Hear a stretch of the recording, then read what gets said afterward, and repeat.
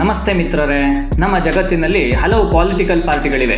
ಇವುಗಳಲ್ಲಿ 98 million register ಮೆಂಬರ್ಗಳನ್ನು ಹೊಂದಿರುವಂತಹ party ಎಂದರೆ ಚೈನೀಸ್ ಕಮ್ಯುನಿಸ್ಟ್ ಪಾರ್ಟಿ. ಈ ಪಾರ್ಟಿ 1921ರಲ್ಲಿ ಶುರುವಾಯಿತು.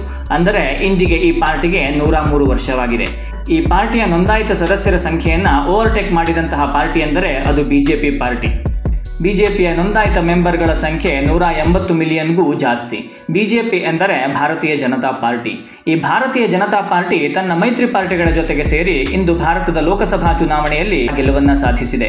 ಈ ಚುನಾವಣೆಯು ಕಳೆದೆರಡು ಚುನಾವಣೆಗಳ ಹಾಗೆಯೇ ನರೇಂದ್ರ ಮೋದಿಜಿಯವರ ನೇತೃತ್ವದಲ್ಲಿಯೇ ನಡೆಯಿತು. ಹಾಗಾದರೆ ಈ ಬಿಜೆಪಿ ಪಕ್ಷ ಹುಟ್ಟಿದ್ದು ಯಾವಾಗ, ಇದು ಹೇಗೆ ತನ್ನ ವರ್ಚಸ್ಸನ್ನು ಹೆಚ್ಚು ಮಾಡಿಕೊಳ್ಳುತ್ತಾ ಬಂತು ಎನ್ನುವ ವಿಷಯವನ್ನ ತಿಳಿದುಕೊಳ್ಳೋಣ. ಮಿತ್ರರೇ, ಎಲ್ಲರೂ ಹೇಗಿದ್ದೀರಿ? ನಾನು ಚೆನ್ನಾಗಿದ್ದೀನಿ, ನೀವು ಕೂಡ ಚೆನ್ನಾಗಿದ್ದೀರಾ ಅಂತ ತಿಳ್ಕೊತೀನಿ. Learn it from Vinay YouTube ಚಾನಲ್ನ ಹೊಸ ವಿಡಿಯೋಕ್ಕೆ ನಿಮಗೆಲ್ಲ ಸ್ವಾಗತ. ಇಂದು ನಮ್ಮ ದೇಶದಲ್ಲಿ 15ಕ್ಕಿಂತ ಜಾಸ್ತಿ ರಾಜ್ಯಗಳಲ್ಲಿ ಬಿಜೆಪಿ ಅಧಿಕಾರದಲ್ಲಿದೆ. ಕೆಲವೊಂದಷ್ಟು ರಾಜ್ಯಗಳಲ್ಲಿ ಮಿತ್ರ ಪಕ್ಷಗಳ ಜೊತೆಗೆ ಬಿಜೆಪಿಯು ಮೈತ್ರಿಯನ್ನ ಮಾಡಿಕೊಂಡಿದೆ. ಇಂತಹ ಬಿಜೆಪಿ ಪಕ್ಷ ಹುಟ್ಟಿದ್ದು ಹೇಗೆ? ಬಿಜೆಪಿ ಕೇವಲ 4 ದಶಕಗಳ ಹಿಂದೆ ಸ್ಥಾಪನೆಯಾದಂತಹ ಪಕ್ಷ.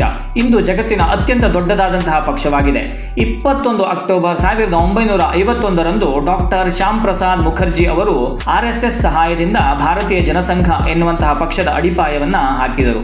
ಇವರು ಜವಾಹರ್ಲಾಲ್ ನೆಹರು ಅವರ ಮೊದಲ ಕ್ಯಾಬಿನೆಟ್ನಲ್ಲಿ ಇಂಡಸ್ಟ್ರಿ ಮತ್ತು ಸಪ್ಲೈ ಮಿನಿಸ್ಟರ್ ಆಗಿ ಸೇವೆಯನ್ನ ಸಲ್ಲಿಸಿದ್ದರು.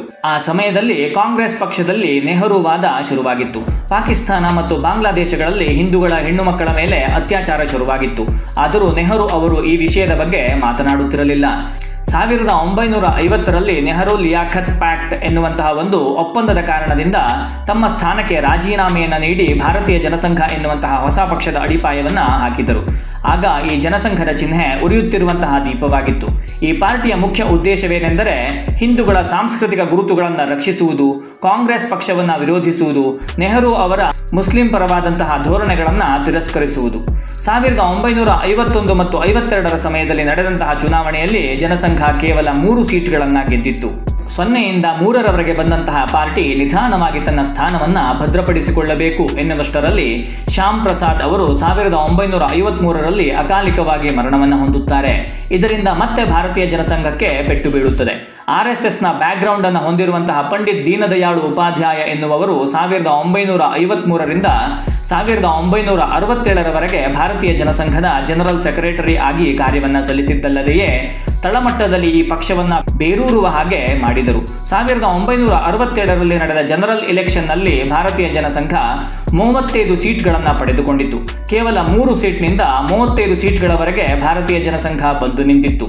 ಈ ಜನಸಂಘ ಕಾಂಗ್ರೆಸ್ಸೇತರ ಪಾರ್ಟಿಗಳ ಜೊತೆ ಸೇರಿ ಹಿಂದಿ ಮಾತನಾಡುವಂತಹ ಪ್ರದೇಶಗಳಾದ ಮಧ್ಯಪ್ರದೇಶ, ಉತ್ತರ ಪ್ರದೇಶ ಹಾಗೂ ಬಿಹಾರದಲ್ಲಿ ತಮ್ಮ ಸರ್ಕಾರವನ್ನ ರಚನೆ ಮಾಡಿತು. ಅಂದರೆ ನಿಧಾನವಾಗಿ ಈ ಪಕ್ಷ ಕಾಂಗ್ರೆಸ್ಗೆ ಟಕ್ಕರ್ ನೀಡುವ ಹಾಗೆ ಬೆಳೆಯತೊಡಗಿತು. ಇದೇ ಸಮಯದಲ್ಲಿ ಲಾಲ್ ಕೃಷ್ಣ ಅಡ್ವಾಣಿ ಮತ್ತು ಅಟಲ್ ಬಿಹಾರಿ ವಾಜಪೇಯಿ ಇಬ್ಬರೂ ಕೂಡ ಜನಸಂಘದಲ್ಲಿ ತಮ್ಮ ಸ್ಥಾನವನ್ನ ಭದ್ರಪಡಿಸಿಕೊಂಡಿದ್ದರು. 1968ರಲ್ಲಿ ಉಪಾಧ್ಯಾಯರ ನಂತರ ಜನಸಂಘದ ಮುಂದಿನ ನಾಯಕರಾಗಿ ಅಟಲ್ ಬಿಹಾರಿ ವಾಜಪೇಯಿ ಅವರು ಅಧಿಕಾರವನ್ನ ತೆಗೆದುಕೊಂಡರು.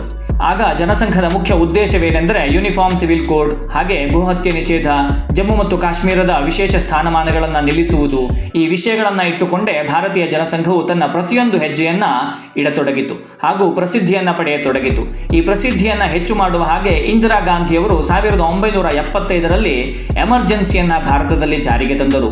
ಈ ಎಮರ್ಜೆನ್ಸಿಯನ್ನ ಭಾರತೀಯ ಜನಸಂಘ ಇತರ ಪಕ್ಷಗಳ ಜೊತೆ ಸೇರಿಕೊಂಡು ನಿರಂತರವಾಗಿ ಖಂಡಿಸಿತು. ಈ ಪ್ರತಿಭಟನೆಯಲ್ಲಿ ಹಲವು ಜನಸಂಘದ ಕಾರ್ಯಕರ್ತರು ಪಾಲ್ಗೊಂಡಿದ್ದರು. ಅವರೆಲ್ಲರನ್ನೂ ಕಾಂಗ್ರೆಸ್ ಸರ್ಕಾರ ಜೈಲಿಗೆ ಹಾಕಿತು. 1977ರಲ್ಲಿ ಎಮರ್ಜೆನ್ಸಿಯನ್ನ ತೆಗೆದುಹಾಕಲಾಯಿತು. ಆ ಸಂದರ್ಭದಲ್ಲಿ ಜನಸಂಘವು ಸೋಷಿಯಲಿಸ್ಟ್ ಪಾರ್ಟಿ, ಕಾಂಗ್ರೆಸ್ ಓ ಭಾರತೀಯ ಲೋಕದಲ್ ಎನ್ನುವಂತಹ ಪಾರ್ಟಿಗಳನ್ನು ಸೇರಿಸಿ ಜನತಾ ಪಾರ್ಟಿ ಎನ್ನುವಂತಹ ಪಾರ್ಟಿಯನ್ನ ಕಟ್ಟಿತು.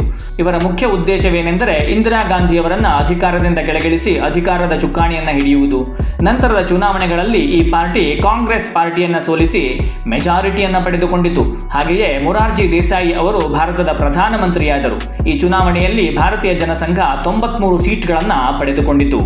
ಮೊರಾರ್ಜಿ ದೇಸಾಯಿ ಅವರ ನೇತೃತ್ವದಲ್ಲಿ ಅಟಲ್ ಬಿಹಾರಿ ವಾಜಪೇಯಿ ಅವರಿಗೆ ಮಿನಿಸ್ಟರ್ ಆಫ್ ಎಕ್ಸ್ಟರ್ನಲ್ ಅಫೇರ್ಸ್ ಎನ್ನುವಂತಹ ಖಾತೆ ಸಿಕ್ಕಿತು. ಸರ್ಕಾರವನ್ನು ಹೇಗೋ ರಚಿಸಿದರು, ಆದರೆ ಸರ್ಕಾರವನ್ನು ರಚಿಸಲು ಸಹಾಯ ಮಾಡಿದಂತಹ ಎಲ್ಲ ಪಕ್ಷಗಳ ಧ್ಯೇಯವೂ ಬೇರೆಯಾಗಿತ್ತು.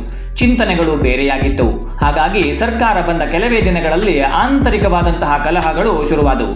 ಅದೇನೆಂದರೆ ಭಾರತೀಯ ಜನಸಂಘದ ಸದಸ್ಯರೆಲ್ಲರೂ ಡ್ಯುಯಲ್ ಮೆಂಬರ್ಶಿಪ್, ಅಂದರೆ ಜನತಾ ಪಾರ್ಟಿಯ ಸದಸ್ಯರಾಗಿರುವಂಥವರು RSSನ ಸದಸ್ಯರಾಗಿರುವಂತಿಲ್ಲ ಎಂದು ನಿರ್ಣಯವನ್ನ ತೆಗೆದುಕೊಳ್ಳಲಾಯಿತು. ಇದನ್ನ ಡ್ಯುಯಲ್ ಮೆಂಬರ್ಶಿಪ್ ಎಂದು ಕರೆಯುತ್ತಾರೆ, ಅಂದರೆ ಎರಡು ಕಡೆ ಸದಸ್ಯರಾಗಿರುವಂತಹದ್ದು. ಏಪ್ರಿಲ್ 4, 1980ರಂದು ಜನತಾ ಪಕ್ಷದ ರಾಷ್ಟ್ರೀಯ ಕಾರ್ಯ ಸಮಿತಿಯು ಅದರ ಸದಸ್ಯರನ್ನ ರಾಷ್ಟ್ರೀಯ ಸ್ವಯಂ ಸೇವಕರ ಸಂಘದ ಸದಸ್ಯರಾಗದಂತೆ ನಿಷೇಧವನ್ನ ಹೇರಿತು. ಭಾರತೀಯ ಜನಸಂಘದೊಂದಿಗೆ ಸಂಬಂಧವನ್ನ ಹೊಂದಿದಂತಹ ಸದಸ್ಯರು ಇದನ್ನ ವಿರೋಧಿಸಿದರು ಹಾಗೂ ಜನತಾ ಪಕ್ಷದಿಂದ ಬೇರೆಯಾಗಿ 6 ಏಪ್ರಿಲ್ 1980ರಂದು ಭಾರತೀಯ ಜನತಾ ಪಾರ್ಟಿ ಎನ್ನುವಂತಹ ಹೊಸ ಸಂಘಟನೆಯನ್ನ ಘೋಷಿಸಿದರು. ಭಾರತೀಯ ಜನತಾ ಪಾರ್ಟಿಯ ಉತ್ಕರ್ಷ. ಭಾರತೀಯ ಜನತಾ ಪಾರ್ಟಿ 1980ರ ಸಮಯದಲ್ಲಿ ಹೊಸದಾದಂತಹ ಪಾರ್ಟಿ ಆದರೂ ಕೂಡ ಜನಸಂಘದ ಬೇರು ಭಾರತೀಯ ಜನತಾ ಪಾರ್ಟಿಯಲ್ಲಿ ಆಳವಾಗಿ ನೆಟ್ಟಿತ್ತು. ಭಾರತೀಯ ಜನತಾ ಪಾರ್ಟಿಯ ಮೊದಲ ಪ್ರೆಸಿಡೆಂಟ್ ಆದವರು ಶ್ರೀ ಅಟಲ್ ಬಿಹಾರಿ ವಾಜಪೇಯಿ. ಇದೇ ಸಮಯದಲ್ಲಿ ಇಂದಿರಾ ಗಾಂಧಿಯವರ ಹತ್ಯೆಯಾಯಿತು. ಜನರ ಅನುಕಂಪ ಕಾಂಗ್ರೆಸ್ ಪಾರ್ಟಿಯ ಮೇಲೆ ನಿಧಾನವಾಗಿ ಹೆಚ್ಚಾಗುತ್ತಿತ್ತು. ಬಿಜೆಪಿಯವರು ತಮ್ಮ ಐಡಿಯಾಲಜಿಗಳನ್ನು ಜನರ ಬಳಿ ತಲುಪಿಸಲು ಸಾಧ್ಯವಾಗಿರಲಿಲ್ಲ. ತಮ್ಮ ಐಡಿಯಾಲಜಿಯಲ್ಲಿ ತುಂಬಾ ಕನ್ಫ್ಯೂಷನ್ಗಳನ್ನು ಹೊಂದಿದ್ದರಿಂದ 1984ರ ಚುನಾವಣೆಯಲ್ಲಿ ಬಿಜೆಪಿ ಕೇವಲ 2 ಸೀಟ್ಗಳನ್ನು ಪಡೆದುಕೊಂಡಿತ್ತು. ಈ ಚುನಾವಣೆಯಾದ ನಂತರ ಲಾಲ್ ಕೃಷ್ಣ ಅಡ್ವಾಣಿ ಅವರನ್ನ ಬಿಜೆಪಿ ಪಾರ್ಟಿಯ ಪ್ರೆಸಿಡೆಂಟ್ ಆಗಿ ನೇಮಿಸಲಾಯಿತು ಹಾಗೂ ಬಿಜೆಪಿ ತನ್ನ ಐಡಿಯಾಲಜಿಯನ್ನ ಸರಿ ಮಾಡಿಕೊಂಡಿತು. ಅದೇನೆಂದರೆ ಹಿಂದುತ್ವದ ಐಡಿಯಾಲಜಿ. RSS ಮತ್ತು ಜನಸಂಘದ ಕೆಲವೊಂದಷ್ಟು ವಿಷಯಗಳನ್ನು ಸೇರಿಸಿಕೊಂಡು ಈ ಐಡಿಯಾಲಜಿಯನ್ನ ಮಾಡಲಾಗಿತ್ತು.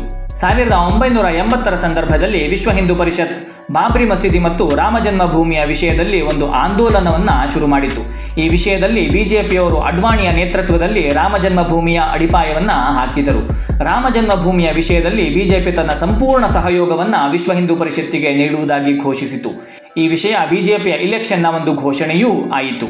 ಈ ಘೋಷಣೆಯನ್ನ ತಿಳಿದಂತಹ ಜನರು ತುಂಬಾ ಕಷ್ಟದಲ್ಲಿದ್ದಂತಹ ಬಿಜೆಪಿಗೆ ಬೆನ್ನೆಲುಬಾಗಿ ನಿಂತರು. ಹಾಗಾಗಿ 1989ರ ಎಲೆಕ್ಷನ್ನಲ್ಲಿ ಬಿಜೆಪಿ 85 ಸೀಟ್ಗಳನ್ನು ಪಡೆದುಕೊಂಡು ಒಂದು ದೊಡ್ಡ ಪಕ್ಷವಾಗಿ ಹೊರಹೊಮ್ಮಿತು. ಈ ಪ್ರಸಿದ್ಧಿಯನ್ನ ಹಾಗೆ ಮುಂದುವರಿಸಿಕೊಂಡು ಹೋದಂತಹ ಬಿಜೆಪಿ ಅವರು ರಾಮ ಜನ್ಮಭೂಮಿಯ ವಿಷಯವನ್ನ ಕೇಂದ್ರವಾಗಿಟ್ಟುಕೊಂಡು ಜನರ ಮನೆ ಮಾತಾಗತೊಡಗಿದರು. ಭಾರತದ ಮೂಲೆ ಮೂಲೆಯಲ್ಲಿಯೂ ಲಾಲ್ ಕೃಷ್ಣ ಅಡ್ವಾಣಿ ಹಾಗೂ ಅಟಲ್ ಬಿಹಾರಿ ವಾಜಪೇಯಿ ಅವರ ಹೆಸರು ಬಹಳ ಪ್ರಸಿದ್ಧಿಯನ್ನ ಹೊಂದಿತ್ತು. 1990ರ ಸಮಯದಲ್ಲಿ ಲಾಲ್ ಕೃಷ್ಣ ಅಡ್ವಾಣಿ ಅವರು ರಾಮ ಮಂದಿರಕ್ಕೋಸ್ಕರ ಸೋಮನಾಥದಿಂದ ಅಯೋಧ್ಯೆಯವರೆಗೆ ರಥಯಾತ್ರೆಯನ್ನ ಮಾಡುವುದಾಗಿ ಘೋಷಿಸಿದರು. ಈ ಯಾತ್ರೆಯ ಮುಖ್ಯ ಉದ್ದೇಶವೇನೆಂದರೆ ಭಾರತದಲ್ಲಿರುವ ಎಲ್ಲ ಹಿಂದೂಗಳನ್ನ ಒಟ್ಟುಗೂಡಿಸುವುದು, ಮಂದಿರ ನಿರ್ಮಾಣಕ್ಕಾಗಿ ಎಲ್ಲರಿಂದ ಬೆಂಬಲವನ್ನ ಕೇಳುವುದು.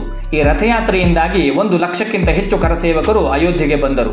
ಕರಸೇವಕರನ್ನ ನಿಯಂತ್ರಿಸಲು ಪ್ಯಾರಾಮಿಲಿಟರಿ ಪಡೆಯನ್ನ ಕಳುಹಿಸಲಾಯಿತು. ಪ್ಯಾರಾಮಿಲಿಟರಿ ಪಡೆ ಮತ್ತು ಕರಸೇವಕರ ನಡುವೆ ಜಗಳ ಶುರುವಾಯಿತು.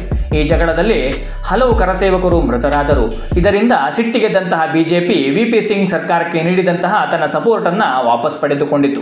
ಹಾಗಾಗಿ ಮತ್ತೆ ಭಾರತದಲ್ಲಿ ಎಲೆಕ್ಷನ್ ಆಯಿತು. ಈ ಎಲೆಕ್ಷನ್ ನಲ್ಲಿ ಬಿಜೆಪಿ 120 ಸೀಟ್ಗಳನ್ನು ಪಡೆದುಕೊಂಡಿತು. ಉತ್ತರ ಪ್ರದೇಶದಲ್ಲಿ ಬಿಜೆಪಿ ಸರ್ಕಾರವೇ ಬಂದಿತು.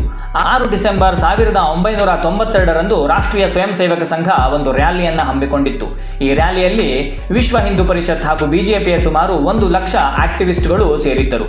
ಈ ರ್ಯಾಲಿ ಆ ವಿವಾದಿತ ರಾಮ ಜನ್ಮಭೂಮಿಯ ಸ್ಥಳದ ಹತ್ತಿರವೇ ನಡೆಯುತ್ತಿತ್ತು. ಕೆಲವು ಸಮಯದ ನಂತರ ಈ ರ್ಯಾಲಿ ಉಗ್ರವಾದಂತಹ ಸ್ವರೂಪವನ್ನು ಪಡೆದುಕೊಂಡಿತು.